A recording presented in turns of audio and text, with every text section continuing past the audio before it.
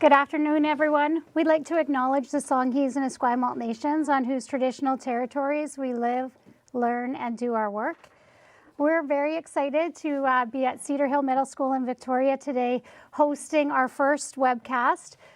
We have a very special guest here today, well, several, but Dr. Leighton Schnellert is in the house, and he's going to be presenting for us. For those of you who don't know Dr. Schnellert, which I don't think many of you probably all know him, he has been in the conversation for many, many years and is super passionate about middle. Leighton has been working at UBC Okanagan and UBC Vancouver with the middle years cohort and working across the province with middle school teachers for, well, it's more than 20 years probably now, Leighton, although he likes to say less. It's a long time. Leighton is deeply committed to the middle years philosophy and the pedagogy that can make such a big difference to the students that we work with. So we're really excited to have Leighton here to present today. So welcome, Leighton. It's a three-part series, and so tonight we're going to do some anchor things around middle school philosophy and practice, a little piece on young adolescent development, and then a little piece on nurturing identity, and Vicki Roberts is going to offer us an example, local rock star, who will graciously kind of give us an illustrative example about what she's been doing in her classroom in terms of some things. Session 2 will have a focus on self-regulated learning, a hot topic for us in middle years, and assessment, an even hotter topic these days, and integrated curriculum. So a little bit more of what Vicki does. This time we'll look at some other classroom examples of how we as middle years teachers can integrate our practice and take things and say, how do we not think of things in 40-minute blocks anymore or 60-minute blocks, but actually bigger chunks where there's deeper learning. So we'll do a lot of that. And then the final session we have a little-known educator, Shelley Moore, who's going to join us, who I taught in middle school in grade 8 and grade 9, and as I say all the time, sent herself to the office in my class. So that's kind of what we're doing together, and then the hope is that we're infusing this conversation and we're connecting folks across the province. So we have 42 sites around the province who are joining us today. So we might be the biggest group, who knows, but Abu Dhabi is probably up in the middle of the night right now joining us too. Okay, sound good? All right, here we go. And I can't believe we're doing this at the end of the school day, folks. So stay awake and drink your bubbly, which is a kind of water, I'm told. Oh, look, and there's the picture. We have a hashtag, which is engaging middle years MY learners. And based on kind of the conversation that's been happening, folks from around the province are going to tweet things that connect to it over time. And so the idea is that we'll kind of curate and connect those examples. So for those of us here in Victoria, we'll make sure that we send a link to those things that we curate, because you're kind of stuck being with the back of your heads to the camera. Okay. But you could use technology, just use it for appropriate purposes, or I have a little holder to put your phones at the front of the room. And this might be the clicker. Anything else you want to know about me? I taught middle school. That's how I started at Edmonton. 10 grade 7s, 10 grade 8s, and 10 grade 9s in every class in our school. So we were multi-age, and we were grouped by color back in that day. So I was on the red team, which was highly appropriate for my personality. The biggest challenge this afternoon will be staying on script and on time, but that's why we have Tammy Renyard to marshal me in. Yeah. Yes. Oh, this is the shape. So today, valuing young adolescents, developing identity, and then we'll look ahead. All the photos I'm sharing are from middle school classrooms that I work with across the province and the Northwest Territories. And so they're practices we've been engaging with. Our first little chunk of time before you get to talk to each other is really kind of looking at the compass points of middle years philosophy and practice from a Canadian perspective. Can I say that? Many of us know there's a book called This We Believe that summarizes middle years pedagogy and philosophy. And so some colleagues and I about 4 years ago said, but what does that mean in a Canadian context? I'm so excited. I have to kind of keep it together. Okay. Middle years teachers, we don't stand in front of podiums very often, do we? Or if we do, something not great is happening somewhere else in the room. Here's our first big idea, that we understand or know our middle years learners and what where they're at in terms of development, and then what we can do to support them in ways that don't look like elementary and certainly don't look like secondary, but recognize kind of the pace that they're in terms of change development. And we're going to talk today about dopamine. I almost said dope. Is this live? Dopamine and how that happens. A few things to hang into is that as middle years educators, one of our biggest roles is advocacy on behalf of our learners. We know our kids better than anybody else in the school, and things happen almost on a daily basis for some kids, but we have a better understanding of what's going on and what's behind that challenging thing that happens. And so one of our jobs is to help translate that, because what happens and what's actually that means is often not translatable to somebody outside of your magnificent, bustling learning community. The second piece, and we're going to focus on this today, is developmental uniqueness. How middle years learners, there's no other time since preschool, if you will, well maybe grade 1, where as much development happens for kids in their K-12 experience. And so really kind of being on top of the what's going on for kids. And we're going to talk a bit about brain plasticity today. You never again have brain plasticity like you do in the middle years. So how can we help help kids build these pathways to be successful learners, because it really does shape how you learn in future years. Mentorship and modeling, I may have already hinted at this one, but we're a special breed, aren't we, middle years folks? We really are the champions for these kids, and because kids are going through something called identity moratorium, which we'll get into a little bit, they're actively differentiating or individuating away from their families, and so you become a healthy attachment for them, though it doesn't always feel like it on Thursday at 2:10 p.m., but we do have that role. And so also how we engage with the kids, they pick up on what we're offering, and while you may not see it on Tuesday, by February, you'll notice that you often have 12 or 17 kids who are talking just like you and thinking about what's important. So our role in terms of both modeling and mentorship is a very important and special thing. And then the last one, which we're going to start on today and dig into even more next time, is what does teaching and learning look like in middle years that really is both engaging but helps kids grow in ways that maybe aren't the ways that we were taught, folks. Right? It's a very interesting thing to be a middle years educator, and what does that look like when often the ways that we were taught are more of that kind of secondary or elementary approach. So basically I'm saying we're special. Yes, hashtag special. Capital S. Here we go, number 2. Yes. Let's just talk a little bit about middle years learners and what's happening for their brains and what they can do that's new for them, and maybe they're not even aware of themselves. The other thing that's really rocking about middle years is kids have the capacity now to group things into big ideas, which means that we have to shift from teaching kids stuff to giving kids opportunities to make or find the big idea. So we need to give them experiences, scaffold their skills to do it, like teach them note-making skills versus note-taking skills. But we need to teach them strategies and give them opportunities to kind of say, we did this on Monday and this on Tuesday, and this is how it goes together. And they do it just about like that. But we need to give them those opportunities to connect and make connections and synthesize. But this is basically the synthesizing era for middle years kids. And the kicker is, if we do this, it builds their capacity while they have the brain plasticity. But if we don't do that in years, they may not build that capacity in the same way in older years, because they don't have that same capacity to create those new neural pathways. Hypothesizing, do it tomorrow. What day is it today? Anyone? I don't know. Tomorrow. Is there school tomorrow? Hypothesizing Fridays. If only it was an F and an F. Okay, are we filming all of this? Okay, next.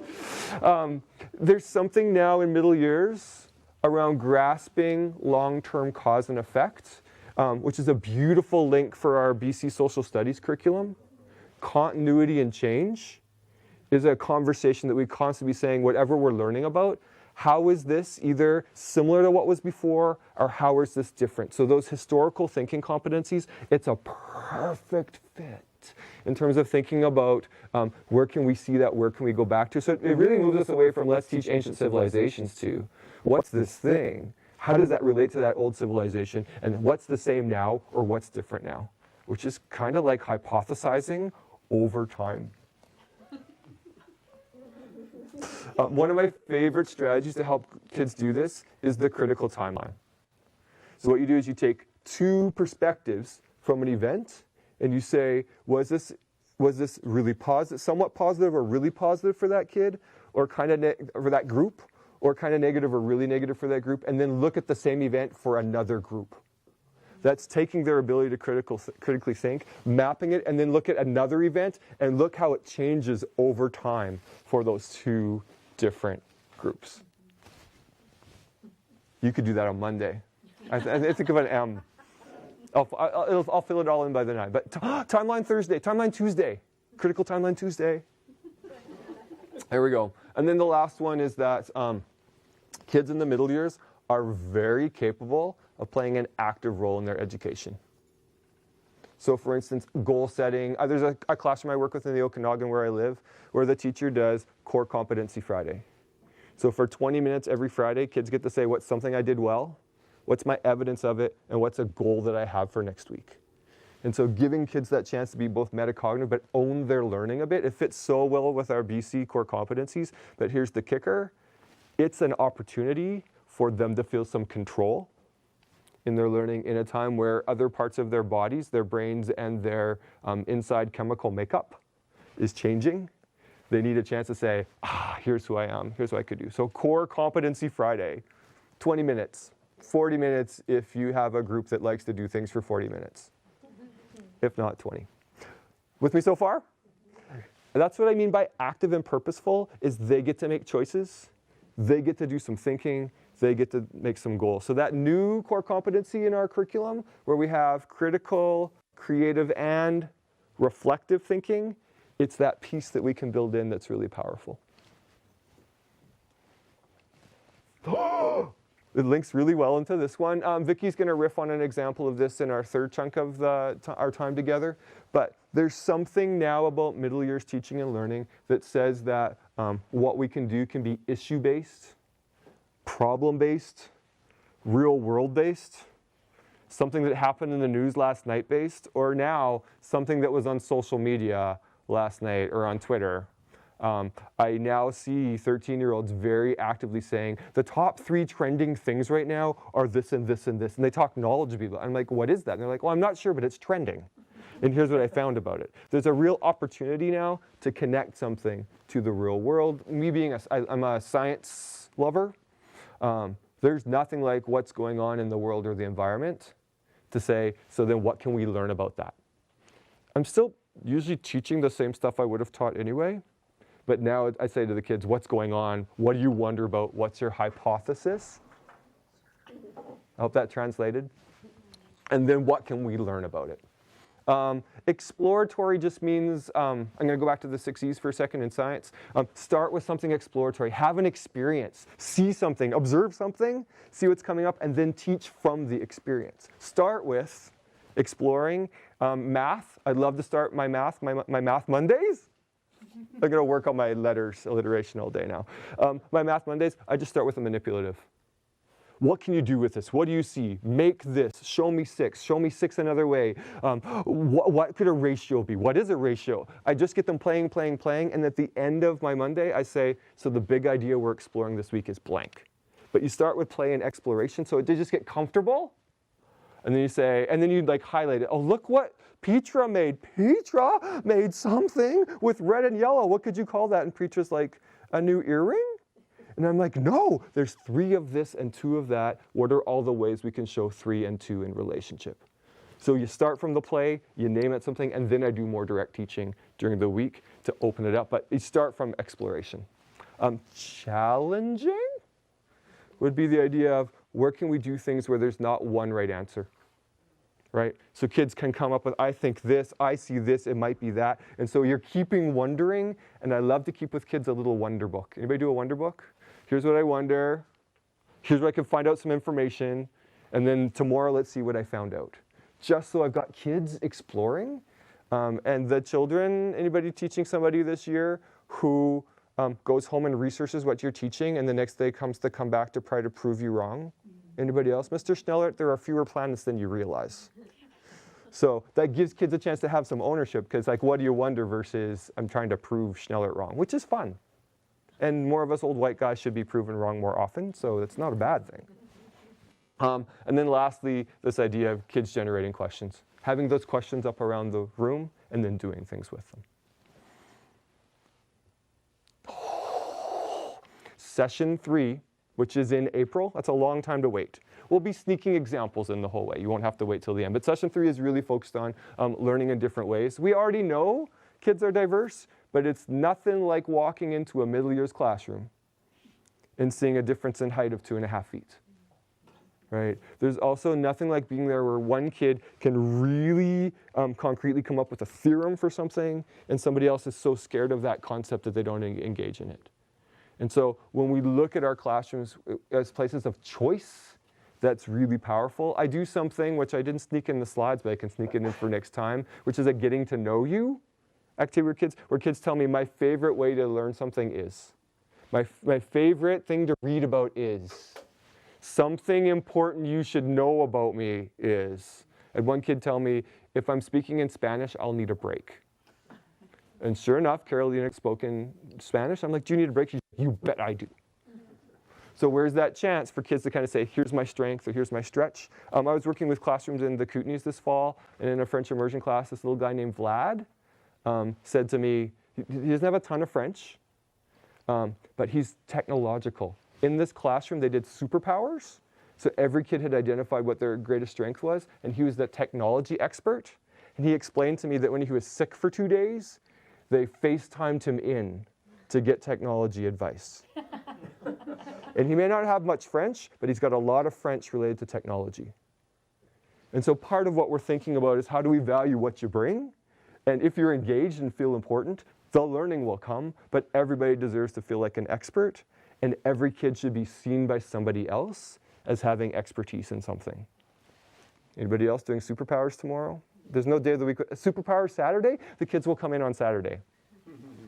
Okay, we could talk about technology a fair bit, but a chance to use digital tools, can I say productively, is one of the most important things that we could do at some point during our year, building that into a unit where they get to find something, display something, or Canva is my new favorite thing for kids to be making infographics with.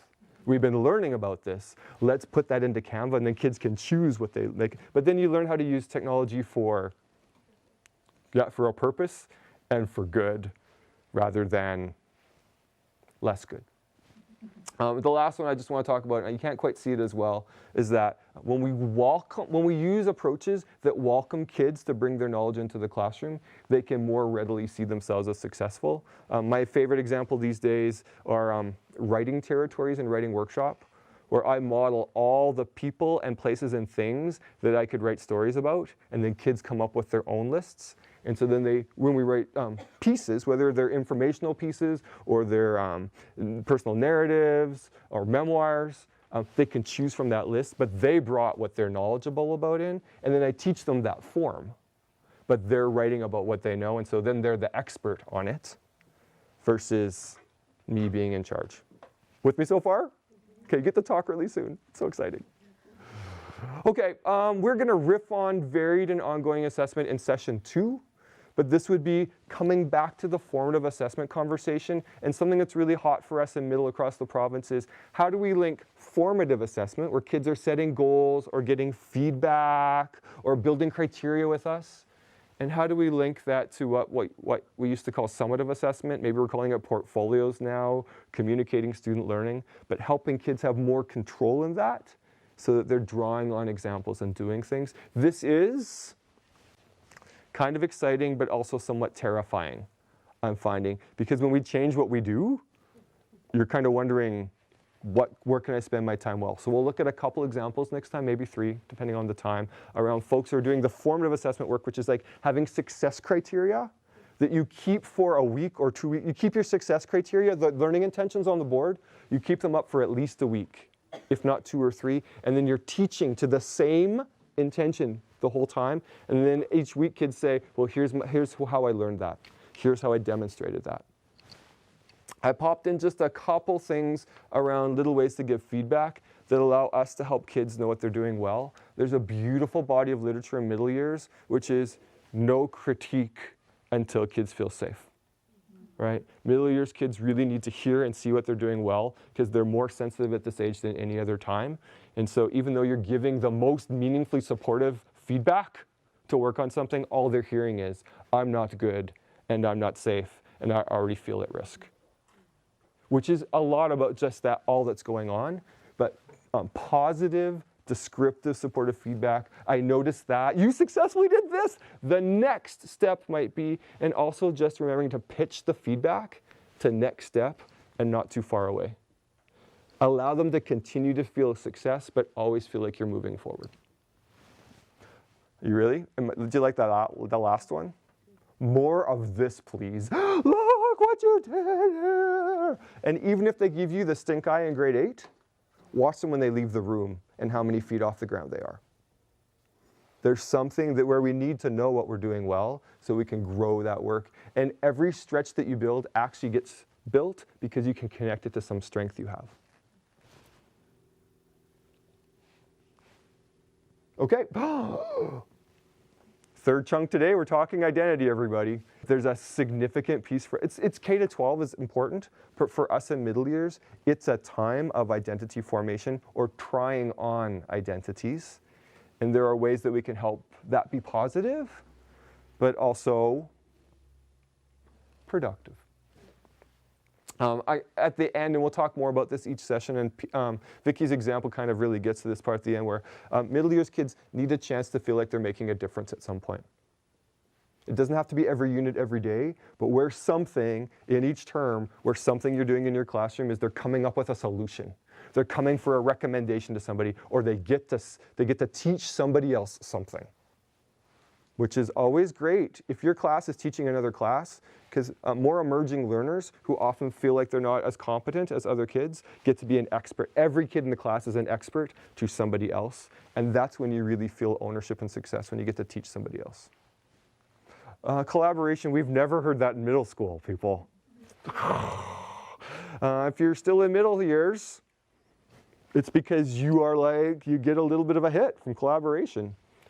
Whether it's us mentoring or collaborating with kids, kids engaged in cooperative learning, which is still the big thing, 40 years later, people. 40 years we've had research on cooperative learning, and 40 years later, kids still need coaching on how to be successful in cooperative learning. And then us working on teams. I think I was on the red team at one point. I work with the Orcas in another school district. I've also worked with the Ravens. Anybody else worked with a group of Ravens? Yeah, they're a handful. Gotta love them though. Okay, we will look at examples the whole way along, but if you really kind of want to plan something integrative or hands-on or really deep, I find it's much easier to plan it with your team than to try to plan a whole new great real-world problem unit by yourself. So there's something about we can make better stuff together. And as we move to talk time, last one, and maybe the underlying thing about what middle years is about is middle years in the end is about inclusion. It's about every kid feeling like they're valued and every kid feeling safe enough to take a risk to grow. At some point, almost every week, almost every learner feels like they're not a success because there's so much going on for kids. And so much about what we're doing is positive messaging and creating spaces for kids to say, here's what I'm good at, and here's what I'm working on. And the little thing we're trying to sneak in now is, here's what I'm good at, here's an example of it. And here's my next step. And if you have those success criteria up for the week, then kids can refer to that and give each other feedback. Thanks everybody for hanging in there with me. You've got a few minutes for talk time with somebody near you. No educator left behind. When you think about those ideas, what's something where you're like, yeah, I've been playing with that, or that makes sense, something that resonated with you. Is there something that we can think about tweaking or working with our team. So it's kind of like, we need to do maybe a little bit more of blank, and maybe even what might be your first step. So don't change your whole program by the time you leave, but it's kind of like, here's something that fits with me, and here's maybe a direction we can go. We're going to spend about 7.5 minutes talking to somebody. If you don't know the person next to you, maybe introduce yourself. Go!